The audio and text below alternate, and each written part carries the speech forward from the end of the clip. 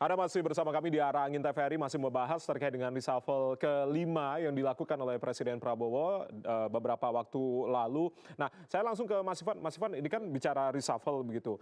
Publik kemarin sebetulnya sorotannya kepada beberapa nama. Ini juga berkaitan dengan kondisi geopolitik global yang kemudian menjadi konsen dari kita semua. Perbaikan ekonomi salah satunya yang menjadi konsen dari publik salah satunya. Tapi mengapa kemudian reshuffle atau pergantian menteri kemarin rasa-rasanya nih menurut keyakinan saya kembali lagi ya. Jadi benar-benar menghindari isu stabilitas politik di tengah gonjang-ganjing global yang saat ini masih terus berlaku. Bagaimana kemudian Bakom sendiri menjawab hal ini? Ya, pertama begini ya, reshuffle ini kan bukan soal berapa kalinya, mau 1 kali, 3 kali, 5 kali ya.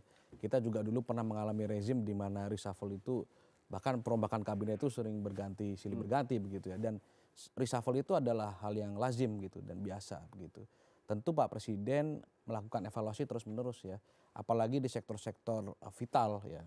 Dan kita juga harus bisa beradaptasi dengan dinamika politik maupun situasi global berkaitan dengan perang dan segala macam ya. Tentu apapun itu Presiden akan mencermati bagaimana dinamika di masyarakat juga, apakah ada aspirasi dari masyarakat, bagaimana penilaian dari masyarakat tentang para pembantu Presiden, itu juga tentu akan dicermati oleh Pak Presiden gitu. Lalu juga mungkin evaluasi kinerja terus dilakukan oleh Presiden. Jadi buat saya sih tidak menutup kemungkinan bahwa 5 ini akan selesai atau mungkin sampai 6, 7, 8, 9 dirasa perlu oleh Presiden. Akan ada lagi artinya reshuffle? Buat saya begini, semua itu tergantung prerogatif Presiden. Di mana Presiden merasa itu perlu, Presiden merasa itu butuh, dan masyarakat juga menyampaikan aspirasi, oh si ini nampaknya kurang bagus, ya tentu Presiden akan mencermati itu. Dan itu akan dievaluasi dengan baik dan dicermati dengan baik oleh Presiden. Jadi saya rasa perbaikan itu akan terus dilakukan oleh Presiden begitu. Stabilitas politik itu yang dijaga oleh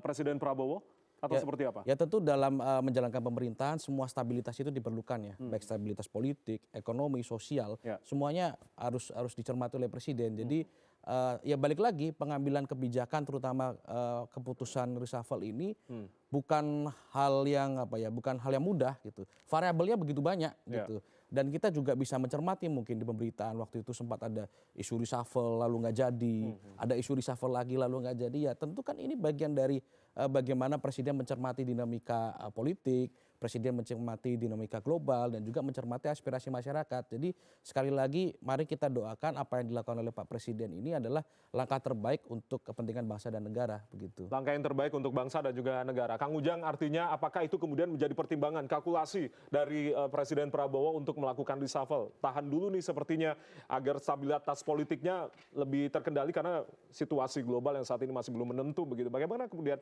Anda melihat padahal sorotan dari publik menginginkan reshuffle untuk beberapa kursi yang kemudian ini menjadi sorotan terkait dengan sektor energi, lalu juga sektor pangan dan beberapa sektor yang berkaitan dengan kondisi geopolitik global. Kalau Pak Prabowo rasional ya, jadi artinya terukur kapannya gitu, kebutuhannya, kepentingannya gitu, siapa tokoh-tokohnya, saya lihat terukur rasional. Nah di zaman Pak Jokowi kan dulu ada waktunya kan, harinya apa gitu, itu beda-beda memang setiap pemimpin itu. Tapi dalam Kliwon. Ya, Jumat Kliwon. Ada kan dulu kan kita sering membahas di sini di TVRI kan. Kita prepare tuh waktu yang sama kan di zaman Pak Jokowi itu. Tapi Pak Prabowo melihat sesuai dengan kebutuhan apa gitu. Tokoh-tokohnya seperti apa. Karena tadi beban yang berat geopolitik itu kan harus dijawab. Dengan kabinet yang katakanlah yang kalau bahasa saya kalau mau ya boleh the dream team ya. Artinya tim yang impian yang bagus yang tadi bisa bagaimana mendapatkan karena tingkat dukungan yang baik dari masyarakat. Kenapa? Karena kalau itu kerjanya baik kabinet itu, maka ya tingkat kecintaan itu akan tinggi. Tapi kalau pembuktiannya mohon maaf rendah gitu, kerjanya memble gitu, tidak perform, ya wajar kalau Pak Presiden mengganti atau meresapel gitu. Karena itu rasionalitas. Karena kebutuhan yang besar di tengah tantangan yang global yang luar biasa ya, banyak di mana-mana tantangannya sama, di banyak negara-negara maju pun kesulitan dalam konteks ekonomi. Maka tadi stabilitas dijaga. Karena kalau kita lihat cara pikir dan cara pandang Pak Prabowo ya, kalau kita lihat latar belakang beliau yang militer, terus stabilitas menjadi kunci. Karena ini adalah modal dalam konteks pembangunan. Jadi nggak mungkin Pak Presiden bisa membangun dalam waktu katakanlah 3 bulan ke depan, 3 tahun ke depan. Kalau stabilitas tidak terbangun, Kalau ribut terus, caci maki terus, banyak problem. Oleh karena itu tadi bagaimana memanage ya, mengelola dalam konteks tadi ya stabilitas betul-betul terjaga. Sehingga apa yang menjadi cita-cita tadi program-program itu bisa terdeliver, bisa tersampaikan dan bisa mendapatkan tadi ya dukungan dari publik. Apa? Dengan cara ya program-program yang bisa dirasakan oleh masyarakat. Oke. Ya. Cocok nih masuk ke sana lagi. Bercanda ya Kang Ujang. Prof Lali, bagaimana tanggapannya? Apalagi ini kan kemudian tuntutan publik merespon terkait dengan kondisi geopolitik global. Artinya terhadap menteri-menteri yang kemudian kinerjanya dinilai kurang begitu memuaskan. Apalagi beberapa sektor. Itu tuntutan. Tapi ternyata komunikasi nih yang... pikiran Jaya ya. Bahwa sebenarnya yang diingin masyarakat yang reshuffle menteri itu. Ternyata menteri ini gitu kan. Nah, keinginan publik ini bukan keinginan Jaya.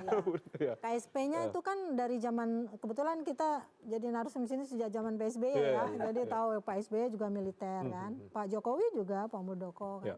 Dan sekarang kembali ke Pak Duduk militer. Itu positioning udah tepat menurut saya ya. Nah, tentang Kodari yang komunikasi tepat saya kira ya. Tapi kan biar aja Pak Presiden gonta-ganti terus menterinya, nggak apa-apa.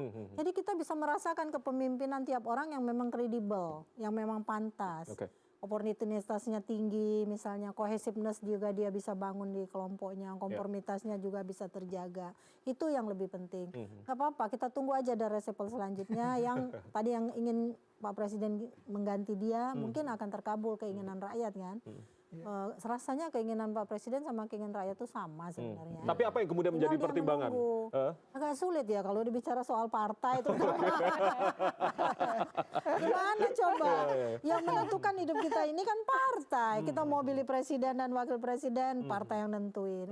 Wakil kita DPR juga, kecuali DPD ya, yang nentuin dia partai kan. Tapi ini berkaitan wali Bunda, kota, gubernur. Ya berkaitan dengan kepuasan agar kemudian angka kepuasan Presiden Prabowo jangan sampai menurun drastis begitu. Artinya ini harus tetap dipertahankan. Itu Pak Prabowo harus mempertimbangkan juga kolegitasnya dengan partai-partai politik kan. Itu menurut saya tadi dibilang bukan sesuatu yang mudah. Jadi tiba-tiba ya, kecuali kalau mungkin orang itu nggak ketua partai lagi yang diinginkan mundur atau dia yang mundur, itu beda kasusnya. Makanya dari tahun ke tahun kita juga hanya berharap nih jika kinerjanya tidak bagus, mengecewakan publik, harusnya mengecewakan Pak Prabowo juga. Karena apa? Keberhasilan menteri adalah keberhasilan Pak Prabowo, kegagalan menteri adalah kegagalan Pak Prabowo, kan dianggap gitu. Nggak mungkin Pak Prabowo sendiri yang ngerjain semua lah. Untuk apa wakil menteri dan menteri yang sebanyak ditambah lagi wakil menteri. Nah, soal jumhur kan yang menarik justru ada Rocky Gerungnya ketika dilantik. Akhirnya apalagi dia bilang kan gitu, nggak apa-apa mantan napi katanya kan gitu. Jadi itu kan jadi lelucon yang memang harus dibuktikan nanti kinerjanya. Jadi mungkin masyarakat bisa menormalisasi lah istilahnya sebagai mantan napi dan seterusnya. Kita lihat kinerjanya. Kalau dia udah dipercaya Pak Prabowo pasti ada sesuatu yang istimewa kan menurut Pak Prabowo. Makanya relasi patron klien itu tidak bisa menapikan orang-orang yang tidak punya relasi. Kang Ipan kalau nggak punya relasi nggak mungkin bisa masuk di Bakom.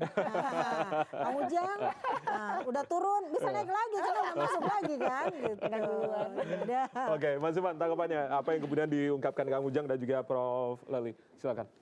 Ya, balik lagi ya, presiden itu tadi sampaikan Prof Lali sama dengan aspirasi masyarakat. Ya kita lihatlah reshuffle yang dilakukan presiden pada waktu itu ada seorang menteri yang didemo oleh karyawannya, oleh pegawainya sendiri, oleh ASN-nya sendiri. Lalu timbul dinamika riak-riak di publik, akhirnya didengar oleh presiden dan akhirnya diganti. Lalu ada menteri juga yang mungkin ada dinamika juga di publik bahwa yang bersangkutan diduga terlibat dalam peristiwa pidana begitu. Lalu oleh presiden juga diganti begitu. Lalu juga ada kepala badan ataupun kepala kantor yang mungkin menimbulkan kegaduhan di publik. Ya presiden juga mencermati itu dengan saksama begitu. Tapi balik lagi akhirnya. Ya tentu tadi begini, semua orang itu berproses. Dalam hidup itu ada prosesnya. Ada kalanya orang mungkin keselip lidah. Ada kalanya orang mungkin berbuat yang tidak sesuai dengan hati nuraninya begitu. Ya tapi kan kita bisa kasih kesempatan kepada yang bersangkutan ya. Sebagai contoh misalkan kedua. Iya, sebagai contoh misalkan Pak Jumhur. Tadi disampaikan oleh Kang Ujang dan Prof Lali ada sejarah hidupnya beliau di masa lalu begitu. Tetapi kan setelah beliau menuntaskan kewajibannya, menuntaskan tanggung jawab hukumnya, beliau kan berinteraksi lagi dengan presiden. Dari interaksi presiden, dari interaksi dengan presiden dan orang-orang sekitar presiden, dari situ Presiden mungkin mencermati bahwa Pak Jumhur ini dibutuhkan. Pak Jumhur ini sudah ada perbaikan lah dalam kepribadiannya, dalam kapasitas dan kapabilitasnya. Tentu ini dicermati oleh Pak Presiden sehingga Sudah akhirnya berhijrah, beliau dipilih begitu ya. Sebagai contoh misalkan penunjukan Pak Karding sebagai kepala Badan Karantina. Kalau kita lihat background pendidikan beliau itu lulusan perikanan. Kita bicara Barantin. Karantina yang paling seksi dan paling strategis itu soal karantina ikan. Kekayaan hayati kita, laut kita. Ya tentu ini menjadi pertimbangan bagi Pak Presiden dalam memilih Pak Karding. Gitu. Meskipun sempat ada kontroversi setelah. Ya kontroversi itu kan dalam hal yang lumrah ya, lumrah terjadi di publik begitu. Kita melakukan hal yang benar pun pasti ada orang yang mungkin kurang suka, tidak setuju gitu. Kita bicara misalkan dalam rumah tangga, kepala rumah tangga seorang ayah, nak kamu harus begini. Mungkin anak-anak yang lain, saya nggak mau liburan ke sini ya. Jadi dalam siklus kehidupan rumah tangga terkecil pun keluarga itu bisa jadi sebuah keputusan itu tidak disetujui oleh anggota keluarga yang lain. Apalagi kita mengurusi sebuah negara. Jadi yang terpenting adalah buat kami di Bakom adalah Presiden mendengarkan aspirasi masyarakat, Presiden mengevaluasi kinerja menteri, ya Presiden juga menjaga kestabilan baik politik, ekonomi maupun sosial begitu. Jadi variabelnya banyak dan mudah-mudahan apa yang dilakukan oleh Presiden ini bisa berdampak bagi masyarakat. Gitu. Oke, baik. Itu yang kemudian menjadi harapan dari Bakom sendiri, termasuk juga harapan dari Mas Ivan adalah reshuffle untuk perkuat komunikasi pemerintah. Itu yang kemudian dituliskan juga di simbol arah angin berupa pesawat kertas ini. Ada juga dari Kang Ujang, semoga makin kompak dan juga solid, jaya selalu Indonesia kita semua. Nah, dan juga ada Prof. Lali yang juga menuliskan agak panjang ini kalau Prof. Lali ini. Komunikasi politik yang berkeadaban. Itu yang kemudian harus dimulai dari elit yang harus menjadi role model. Kita terbangkan arah angin dari reshuffle ini dan kita tentunya berharap bersama-sama apa yang kemudian kita bicarakan ini bisa didengarkan oleh pemerintah dan kita ucapkan selamat lagi kepada seluruh sosok-sosok yang kemudian dipercaya oleh Presiden Prabowo Subianto. Terima kasih sekali lagi Mas Ivan, terima kasih Bunda, terima kasih Kang Ujang, atur ulun sudah berbincang bersama kami. Demikianlah Arah Angin TVRI. Saya Ardianto Wijaya, mewakili teman-teman yang bertugas mengucapkan terima kasih atas kebersamaan Anda. Selamat malam, sampai jumpa. Terima kasih banyak Bunda. Terima kasih banyak. Kang Ujang, atur ulun.